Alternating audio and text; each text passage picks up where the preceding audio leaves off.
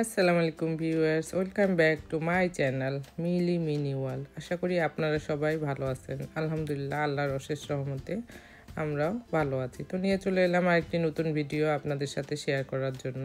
আশা করি আপনাদের ভালো লাগবে।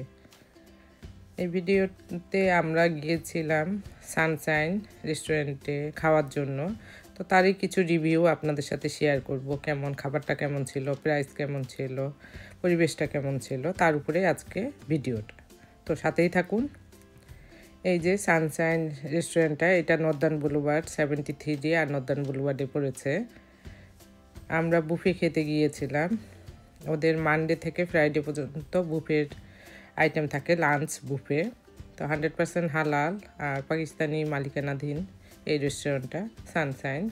তো এটা জ্যাকসন হাইটের কাছেই বলা চলে। এই যে ঢোকার পরে পরিবেশ, এখানে নর্মাল যারা খেতে যায় তাদের জন্য এই সাইডটা, আর এই পাশটা হচ্ছে আমরা যারা বুফে খেতে যাই তাদের জন্য। তো বুফে লাঞ্চে ওরা 10 থেকে 12টা আইটেম দিবে মানডে থ্রু ফ্রাইডে 12টা থেকে 4টা পর্যন্ত।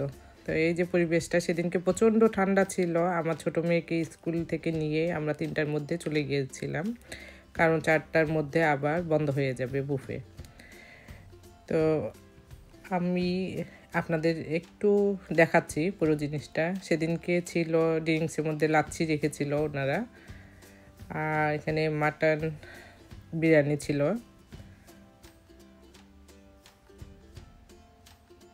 তারপরে ছিল চিকেন কোরমা। এটা চিকেন কোরমাটা মজা ছিল, আমার হাজব্যান্ডের অনেক ভালো লেগেছে, সাফিয়াও পছন্দ করেছে। আর এইটা একটা হালিমের মতন ছিল। তো এটা একদম মিক্স হালিম যেটা সেটা। আর এটা চিকেন পালক চিকেন ছিল। এটা চানা ডাল ছিল।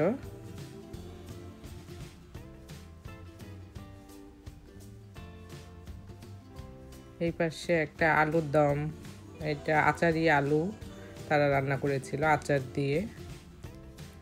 আর এটা আচারি চিকেন ছিল। তো আমার মনে হয় পাকিস্তানিরা আচার জাতীয় জিনিস বেশি খেতে পছন্দ করে, এই জন্য এই অবস্থা। আর এই কাবাবটা খুবই মজা ছিল, টেস্টি ছিল, শিশ কাবাবের মতো। তো মজা ছিল বটি কাবাব। আর নান ছিল।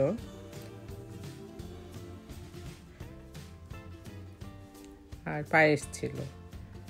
তো এই তো পুরো আইটেমগুলো আপনাদেরকে দেখিয়ে নিলাম। রায়তা ছিল। তো এই যে খাবার নিয়ে নিয়েছি আমি, আলুর দম একটু নিয়েছিলাম, আচারি চিকেন আর বটি কাবাব আর নান নিয়েছিলাম। তো খাবারগুলো মজা ছিল। তো এইটা ভেরিয়েশন হয়, ওরা এক এক দিন এক এক ধরনের আইটেম রাখে, কোনো দিন ওরা আবার চাইনিজও রাখে। তো এটা ডিপেন্ড করবে আপনাদের। আমার ছেলে এর আগে খেয়েছিল, ওই জন্য আমি এটা বলতে পারলাম আপনাদের। আর আমরা যতটুকু খাবার খেতে পারবো ততটুকুই নিয়েছি, আমরা নষ্ট করতেছিলাম না খাবারটা। আমার ছেলে আগে থেকেই বলতেছে, মা কোনো খাবার কিন্তু আমরা নষ্ট করব না। তো আলহামদুলিল্লাহ আমরা যতটুকু নিয়েছি। আর এই যে পায়েসটা, এটা ছিল বেস্ট ওদের। 10-12টা আইটেম ছিল, তার মধ্যে ফার্স্ট যদি বলা যায় টেস্টের দিক দিয়ে এই পায়েসটা খুব মজা ছিল। আপনারা অবশ্যই পায়েস থাকলে ট্রাই করবেন। তো এই তো খাওয়া দাওয়া শেষ করে আমরা বের হচ্ছি। তো আপনাদের একটু ওনাদের মেইন যেটা স্টোর সেটাও একটু দেখিয়ে নিচ্ছি। এই যে ঢোকার পরে ওনারা অনেক ধরনের আইটেম রেখেছে খাবারের, প্রচুর আইটেম। কাবাবে এখানে অনেক ধরনের আছে, পোলাও আছে, বিরিয়ানি আছে। তো খাবার মান খুব একটা ভালো না, খুব একটা খারাপও না, খাওয়া যায়।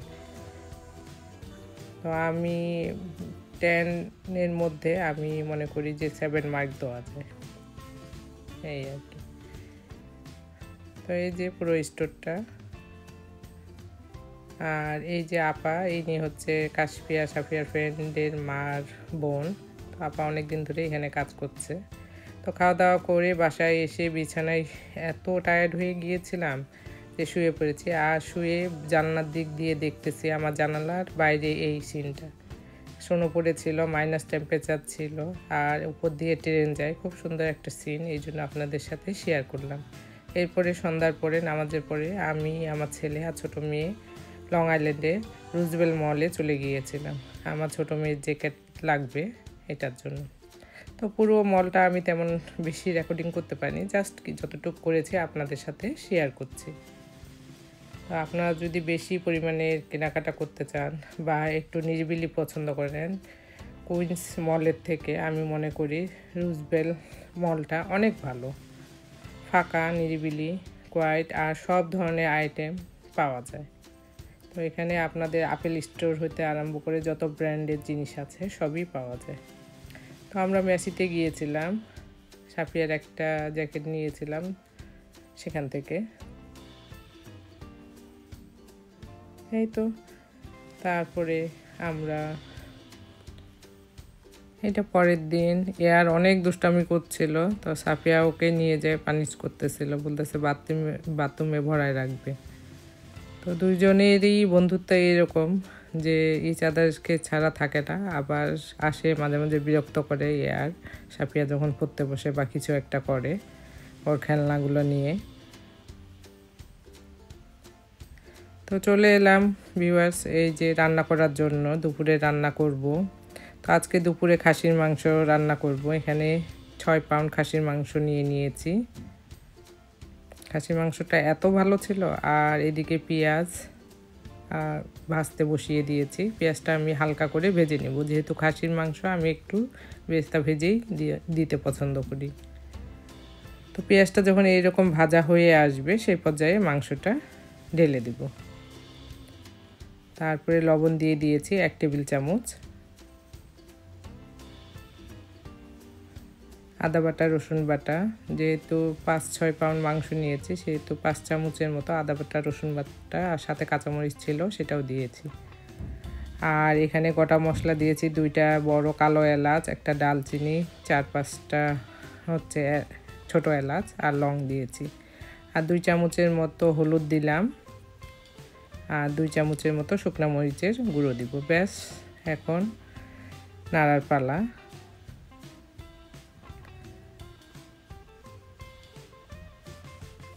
এরপরে 2টা তেজপাতা আর একটা টমেটো অ্যাড করেছি। আমি খাসির মাংসতে টমেটো অ্যাড করি কারণ খাসির যে একটা স্মেল থাকে এই মাংসটাতে ছিল না, তারপরেও অ্যাড করেছি।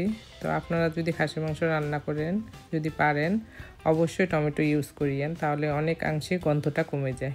আর এখানে আমি গরম মশলা অ্যাড করছি 2 চামচের মতো, নট টেবিল চামচ। তো এই মশলাটা আমি বাসায় করেছি, আপনাদের রেসিপি লাগলে অবশ্যই জানাবেন, আমি দিয়ে দিব। এই যে মাংসটা সুন্দর মতো ভুনা করেছি কারণ ওরা ভুনা খাবে, আর সাথে একটু পোলাও রান্না করেছিলাম। আমরা সেই সময় ভালোই অসুস্থ ছিলাম, তো সেই অবস্থায় করেছি যে সবারই রুচি একটু যেন চেঞ্জ হয়, এই জন্য।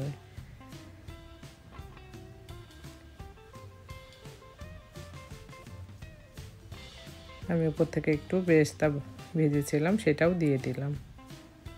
তো এই যে খেতে বসেছি, মা খেতে বসেছে, মারও শরীর তখন ভালো ছিল না। আর বিফ কাবাবও ভেজে নিয়েছিলাম, স্বামী কাবাব। এই তো ভিউয়ার্স, ছোট্ট একটা ভিডিও আপনাদের সাথে শেয়ার করার মতো ছিল। ভালো লাগলে অবশ্যই লাইক, কমেন্ট, শেয়ার, সাবস্ক্রাইব করে যাবেন, পাশে থাকবেন। আমি নতুন ভিডিও নিয়ে আবার হাজির হব, ততক্ষণ পর্যন্ত আল্লাহ হাফেজ।